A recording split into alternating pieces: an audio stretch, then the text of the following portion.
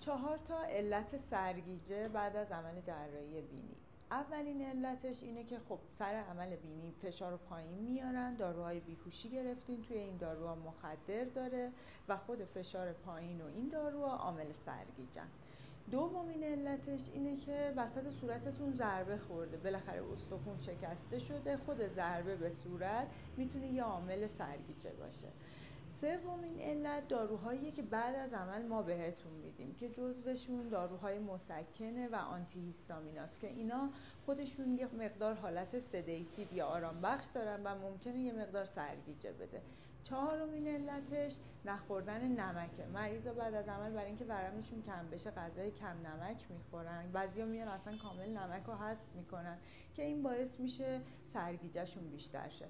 توصیه من برای درمان این حالت اینه که مایعات فراوون بخورید که باعث بشه داروها راحت از بدنتون دفع بشه و نمک غذاتون رو حذف نکنید، فقط کمش کنید.